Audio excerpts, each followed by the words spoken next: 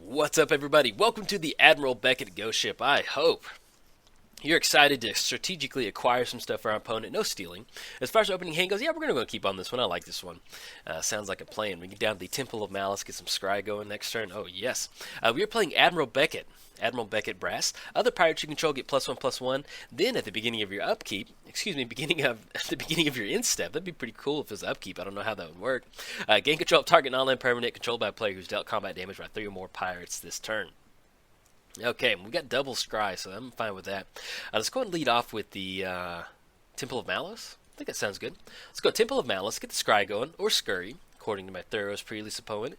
Umazawa's Jitte with hexproof. Yeah, let's just go and put that on the bottom. We could use it. I'm not feeling that. I'd like to get a little bit of card draw or some fast mana or something like that. We are playing against Thrun, the last troll. Thrun cannot be regenerated. Thrun cannot be countered. Hexproof, then for 2 mana, regenerate Thrun. See if our opponent has any sort of little... Oh, they got their own Jitte to get down. Alright, that's fine. It's like they stole it from us off the bottom of our library. And then let's see what we draw into. Draw into the Lord, the Sword of Light and Shadow. Let's go and get the Temple of Deceit down. Get the scry going. Badlands. Yeah, I'm okay with that. There'll be another land drop to make. Get that on top, and then anything else, we're going to go and pass the turn. But yes, welcome to the Admiral Beckett Ghost Ship. Hope you're ready to steal some stuff today. Or if you're going to use the correct pirate lingo, it's strategically acquire. That's what pirates do. But yeah, so if you haven't seen this deck tech, we're only running about 5 pirates in here if you include Admiral Beckett. And the reason for that is we're running a lot of unblockable creatures. Let's go and get the Badlands down. Let's go for the Sword of Light and Shadow. Yeah, I think that's good. Yeah, let's go for Sword of Light and Shadow. And the main reason for that is we're running stuff like Conspiracy, Xenographed, and then the adaptive card, the enchantment, 3-mana enchantment from the new set. I can't remember the name of it. I always butcher it. But anyway, those are the 3 enchantments that we can get down to make our creatures be a different creature type in addition to what they normally are. So it's kind of like a ghost ship. I don't know. I just kind of had this idea that we're going to use all these shadow creatures. We're going to use all these unblockable creatures like Tormented Soul. And I just liked imagining them like jumping off the ship and just like walking on the bottom of the water and coming out of the water. And that's why it's called Ghost Ship. So that's kind of where that little idea came from. But yeah, so basically what we're kind of using is those unblockable creatures. And we're using something like Sword of Light and Shadow.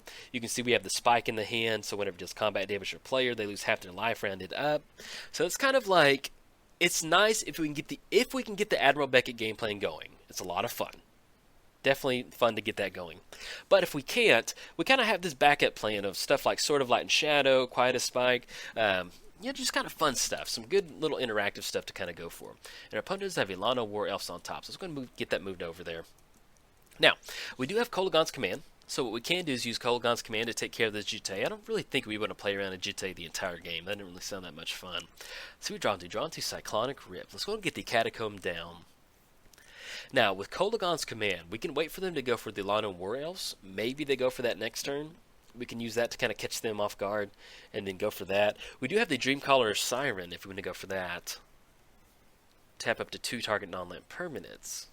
If you control another pirate... Yeah, let's do this, because it's going to be -1/-1 on the Jitte. You're not really feeling that one. Let's just go ahead and leave up the Kolaghan's Command at this point right now. I like that. Maybe they go for Lana War Elves so we can catch it with the 2 damage. Or, worst case scenario, we'll just force the Kolaghan's Command on the Uazama's Jitte, and then we can make them get rid of a card. And they do have a force on top of their library, too, with that Lana War Elves. But yeah, so basically, if you're looking to build Admiral Beckett, this is a really fun build of it. I've really enjoyed it. I tried to do a bunch of pirates, and it just kind of like, I don't know. Some of those other pirates, they're fun, but just kind of leads to some like kind of clunky board states. Just because you're trying to push through that pirate damage, they're not that good. They're like old school Magic pirate cards. They're not getting a lot done. Okay, opponent's going to swing in first with the Umazawa's Jitte. Let's go ahead and go for the Kolaghan's Command. Destroy target artifact. And we'll go for the discard card. I think I like that. We don't have a creature card to go for. Yeah, let's do that. Target player discards a card. Let's take care of Umazawa's Jitte. That's going to be black. Let's go red and then 1 Drowned Catacomb. Take care of that. We do have Lana War in the hand. I want to make sure we keep track of that. Okay, so what they can do with Umazawa's Jitte, they do have the 2 counters on there, and they can go for the +2/+2 2 times if they want to go for that. Like exactly what they're going to go for. So it's going to be 4/6, and then it's going to be a 6/8 coming across. So that's going to be 6 points of damage, puts us down to 22. But the good thing is we have a lot of little tiny creatures in here. And with them having an Umazawa's Jitte where they can just go -1, -1, I mean, that's just completely cleans our clock on that one. Okay, Kolaghan's command hits the bin, so does Umazawa's Jitte. Swinging in for 6 is going to put us down to 22. And then we'll see what we want to go for. So next turn, if we're going to go for Dreamcaller Siren, we want to get into spots where we can swing in. We might end up going Admiral Beckett. Get down Admiral Beckett. We can flash in Dreamcaller, and that's going to allow us to kind of tap down some creatures. Now, Thrun will have hexproof, so we have to watch out for that. We cannot target it down with that. And Lana War Elves will go and cross that one off the list. There we go. Don't have to worry about that anymore. And we got the creepy Space Lana War Elves. So Lana War Elves is one of my favorite cards, one of my favorite Magic cards. Like when I got into Magic, I'll explain that in a second. Fetid Pools comes into play tapped. Yeah, let's go for Admiral Beckett. That's going to be 6, 7 coming across next turn. We can stop something. Yeah, let's do. We need to get some action going. Get on Fetid Pools. Let's go for Admiral Beckett. Worst case scenario, what we can do is go for a little bit of tempo play with the Dreamcaller Siren. Excuse me, I had a hiccup for a second. Yeah, we can go for a little bit of tempo play with the Dreamcaller Siren, kind of tap our creatures down if we want to tap down Temur Sabertooth, and then the Courser to kind of stop them from swinging in. And then we still have Psychotic Rift to kind of slowly work towards, and yeah, this be something we can go for, and kick it back over to our opponent. But yeah, so a lot of War Elves. It's one of my favorite Magic cards because when I got into Magic, I learned through Magic Online, and so I spent an entire weekend playing Magic Online, like the free trial, because $10 at the time on a new Magic account was a lot of money to spend on Magic. Like, I don't know if we'll like this. $10. What if you don't like Magic? Silly to think about that now, but yeah, I thought about that. So I only played the free trial decks, and this is back in like M10, M11. See the Unwritten. Look at the top 8 cards of your library. Put a creature card on the. Yeah, let's try and go for it. See if we survive this. Sylvan Library's on top. Okay, ooh, that's some pretty gnarly stuff. Elder Scale Worm, Whisperwood Elemental. Okay, it's a pretty good little flip right there. But yeah, so I spent a lot of time playing the mono green pre-constructed deck, and there's a lot of Lana War Elves in there, and that heavily influenced me really liking the green color because I really enjoyed getting ahead on mana. That was a lot of fun. Okay, opponent does get down the Elder Scale and the Whisperwood Elemental, so we've got some good stuff going. At this point right now, we need a board wipe. That's going to be something good because they have Shrine out there. It's a lot of devotion, and we're a little far away from Cyclonic Rift. Uh-oh. Okay. So with Dreamcaller, enters the battlefield, tap 2 non-land. Okay, so we cannot tap our opponent's land down. Cannot go for that. Let's see what we can do. Sword of Light and Shadow, unfortunately, is not a shadow, sort of Feast and Famine, Sword of Light protection from green. It's really not exactly what we want. Let's see. Okay. So we have Great Merchant, we have Rogue's Gloves, Dreamcaller Siren, we have the Spike. We just damage the player, equip for 2. Yeah, I guess we just go ahead and pass the turn. We're sitting at 5 mana. There's not a lot we can do on this one. Swinging in for 3. Yeah, that's a pretty good chunk of damage right there. Okay, let's just go ahead and we cannot bounce it back with Cyclonic Rift in the hand. Yeah, let's just we'll see what they kind of deploy out. We can cast Dreamcaller Siren in response to that. We can tap down like the Elder Scale Worm. Maybe kind of go for something like that. Maybe we draw into Ancient Tomb, that we can riff some of this stuff back to our opponent's hand. It's kind of our only out right now. It also kind of depends if our opponent goes for the Elephant play and blows up a lot of our lands, which is not going to be a lot of fun. So we'll see what they kind of have to show for it. But yeah, so I played a lot of the pre-constructed decks, and then I was really happy that weekend because one of the pre-constructed decks they had, there was like this artifact cycle that they built for like M12, M13, to where if you had like the Scepter of the Crown, if you had the chair, the throne of the crown, and if you had another something of the crown, basically if you had all 3 on the battlefield, all right, what are we doing? Bounce some stuff back to the hand? Okay, we'll let them do their thing. But yeah, so if you had those 3 art, and I cannot remember the cycle, so if you know what I'm talking about, post it up in the comments, but there's basically like 3 artifacts. Like you got some soldier tokens, you got some elephants coming down. This is not looking good for the Beckett ghost ship. All right, see what they target off this one. They can still tap down some stuff. Maybe they blow up some of their own lands to get some elephants down. That would be a nice play. No, they're they're going for it. They don't trust Admiral Beckett with their ghost stuff. So let's go for that. Let's go blue. Tap that down, tap the Badlands, and that's all 3 blue islands too. Our blue sources. Oh man, getting taken out behind the woodshed on this one. Let's go for Dreamcaller. Let's go and tap down a couple permanents. Let's go and tap down the Elder Scale Worm, and then let's go ahead and tap down the, I guess the Temur Sabertooth. Can they just bounce it back to the hand? Yeah, we'll tap those 2 down. Okay. So we're not in a good spot. We're really far away from Cyclonic Rift now. Alright, tap those creatures down. Either way, I'll still post it because I'm having fun with this commentary. But yeah, so you had all 3 artifacts. Once you get them on the battlefield, you could do something. I can't remember what it was, but it was something really powerful. And so I remember, like, I spent the whole, these are pre-constructed decks. There's no card draw in there. There's not really anything. If there is card draw, it's, like, not good card draw. And so I finally got all 3 artifacts on the battlefield after playing this deck for, like, an hour or 2. And I'm like, yes, I finally get to do that. And my opponent just, like, rage scoops. They just quit as soon as I got that down. And I just remember being, like, so offended, like, hey, man or woman, hey, person, like, I just finally got this down. I've been trying to play this deck for, like, an hour. And then you just rage quit. And, yeah, I got my first salty rage quit scoop like that, and that was a long road of me trying to learn how to, some people just scoop preemptive sometimes. They don't like what's cooking in the kitchen, and my opponent did not like what was cooking in the kitchen, and so I really liked that. I've always remembered that. Think of it, this was like 5-6 years ago, maybe 5 years ago, 2010, 11. Yeah, it was about 6 years ago. Yeah, it was about 6 years ago, and I still remember that person rage scooping on me, so I don't know. It's just kind of funny. Funny stories. Story times are fun sometimes. Alright, so we got some elephants on the battlefield. I mean, we're not dead yet, but it's not looking good. We've got some good trample stuff coming across. Let's see what we draw into. Draw into Faithless Looting. Alright, so we have Light and Shadow. We equip it, protection from white and black. Nothing has reach. Let me make sure. So we can put it on the Dreamcaller Siren. Enters the battlefield. Whenever it deals combat damage to a player, gain 3 life, return 1 target creature card from your graveyard to your hand, which is 0, which is not that good. So at this point, do we want to Faithless Loot? Yeah, let's go for Faithless Looting. And if you hear a very, actually helps if we tap for red. If you hear like a faint, like snoring sound, it's actually my cat. My cat kind of snores sometimes. I know, weird cat. Let's go and discard 2 cards. We'll go and get rid of the Thada. I guess we can get rid of the Ghoul. We can bring back... No, let's go and get rid of Thought at this point right now. Get rid of another card, and we'll go and get rid of Grey Merchant. We're really far away from any sort of devotion. Let's get the Cliffs down. Let's go for Sword of Light and Shadow. Onto the Dreamcaller. It's going to be 2.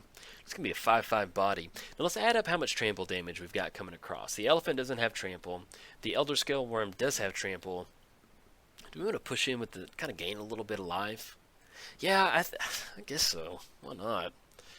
Maybe we can take a hit. Maybe we draw into something pretty good. I don't know. All right, swinging it for 5. Got to put our opponent down to 27.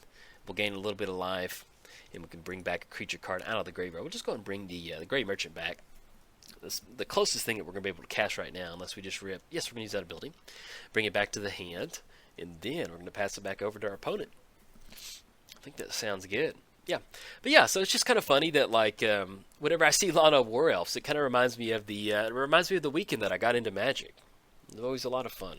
Man, I spent like 8 hours on a Saturday and like 8 hours on a Sunday, back and forth. And that Monday, I bought my account, and it's been uphill since then. I've got a Magic channel. That's how much I enjoy it. It's kind of goofy, and I'm glad I do because I get to meet all of you. So I'm glad that. And it's funny because that weekend I played Magic when I was younger. Well, I didn't really play it. And when I was at junior high, I bought cards. I bought cards during Ice Age and Mirage and stuff like that because they were cool, and I just really liked the card art. I didn't know how to play though. So I bought cards for about 3-4 years, and then I stopped buying the cards.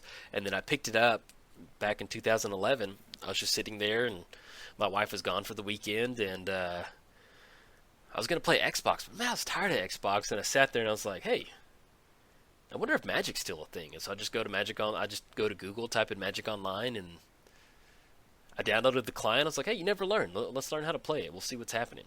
And so, yeah, it's a lot of fun. It's been all uphill from there. All right, opponent's going to go for the Temur Sabertooth duplicate interaction, exiling our stuff. So we'll go and let them swing across. It's not looking good, but we're going to hold on tight.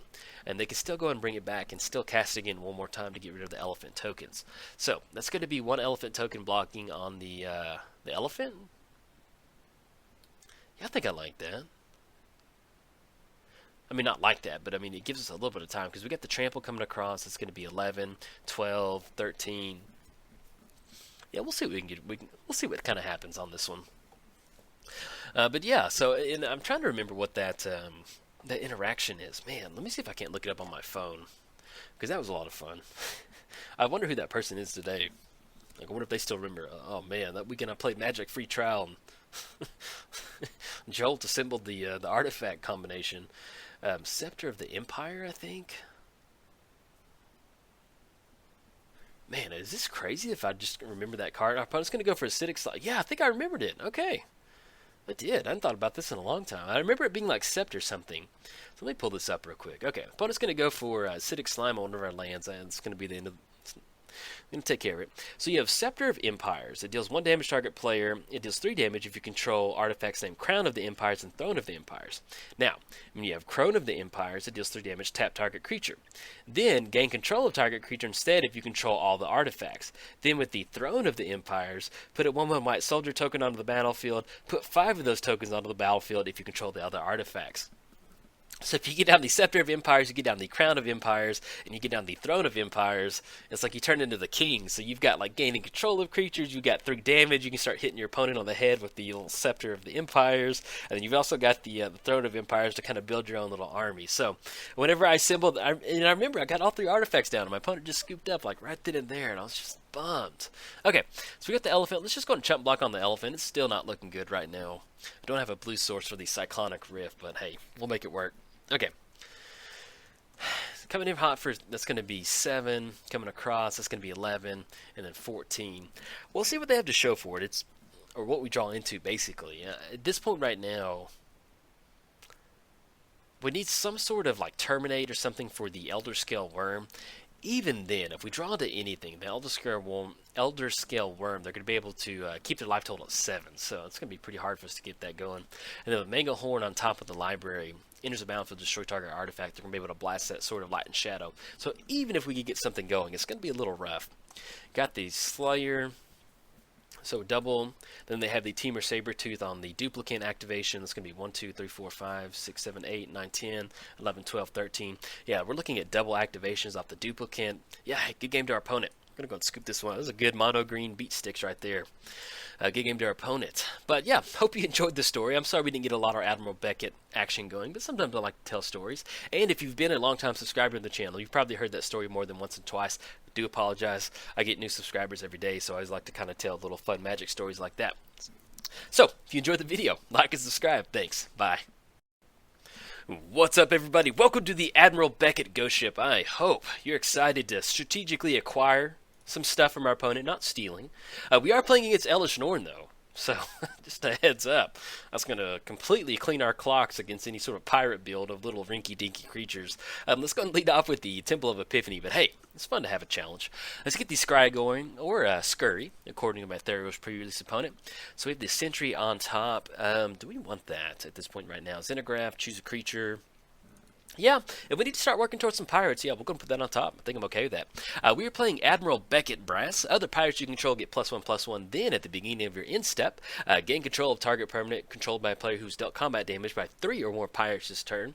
That ability does not stack. It is just a, hey, as long as you dealt at least 3 pirate damage, you get to grab 1 thing. Though, my beef with the card is, you know, if you've got, like, let's say you've got 9 pirates on the battlefield, and you swing in, you know, they're all not going to agree to, hey, let's take this nice little coffee table for the ship. I mean, they're going to all grab what they want. Anyway, I digress. Let's go and get down the, let's get down the Foreboding Runes. I think that sounds good. Yeah, that way you can reveal these steam vents. Let's go for the get the sentry down. And then we have Kolaghan's Command, too, so we can go for Kolaghan's Command on one of our opponent's stuff next turn if we get down the steam vent, so that'll be a good line of play to go for. We're playing against Elesh Norn, Vigilance. Other creatures you control get +2/+2. Creatures your opponents control get -2/-2. And that is a static effect that stays on the battlefield. So to watch out for that. Alright, opponent has Hero the Blade down. They're going to get some pretty quick activations off that. And in fact, let's go ahead and get the Ancient Tomb down and steal our own. I think I like that a lot. Sounds like a plan.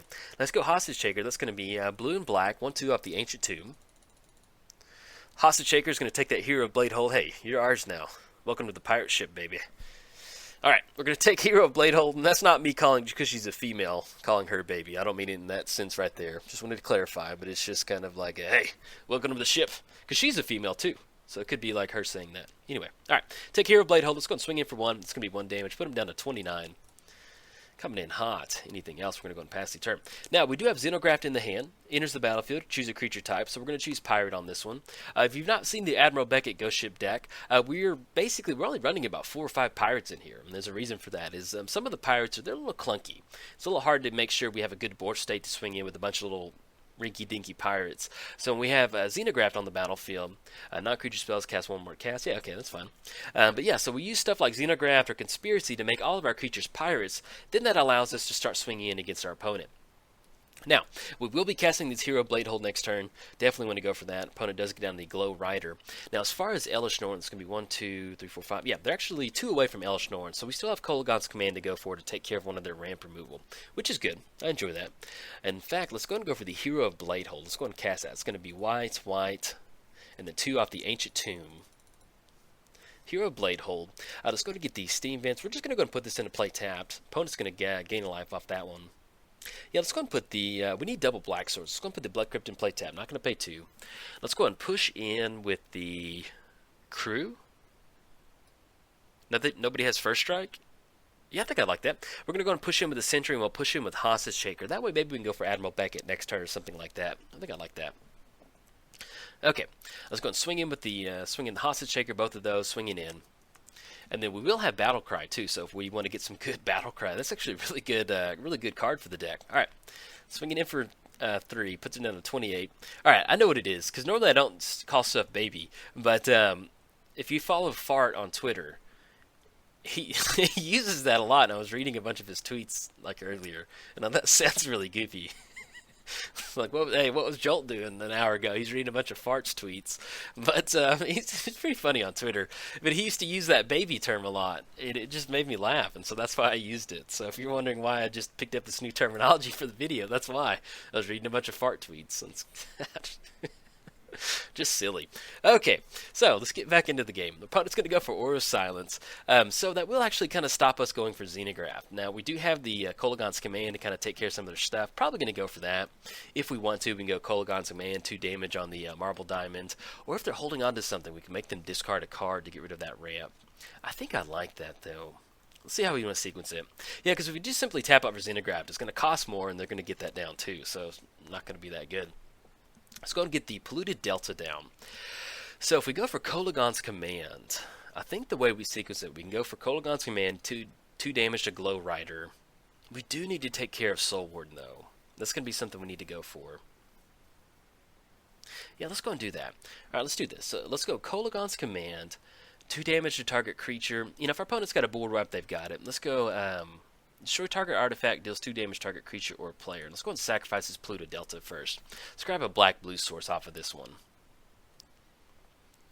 Let's grab a, where are you? Underground Sea. Let's pop this out a little bit. Man, I hate the thought of missing, click on the wrong land. Let's go 1, 2, let's go red and then black. Actually, we need to sequence that just a little bit differently. And then we'll tap out for... Yeah, we have 3 black sources, so we go black and then red. That leaves double black for the... Yeah, there we go. So Kolaghan's Command, destroy target artifact, 2 damage. Let's destroy the Marble Diamond, and let's just target... Yeah, we need to get some creatures going on the battlefield. That life gain is going to be really hard for us to kind of push it in a good damage. All right, opponent scoops it up. This is a shorter video, so... you know, if we can get a win against Elesh Norn, I'll go ahead and post it up. So we have Kolaghan's Command, 1 damage to Soul Warden. We had 2 damage, and we had the Marble Diamond being destroyed. And then that leaves us with Glow Rider. We're swinging with Hero Bladehold. And then we got Hostage Taker and the Sentry swinging in. So a little bit of a shorter video, but hey, if we can take care of Elesh Norn, I'll go ahead and post this up in a heartbeat. All right. Plus, we talked about Fart on Twitter. I don't know. It's random. All right. If you enjoyed the video, like and subscribe. Thanks. Bye.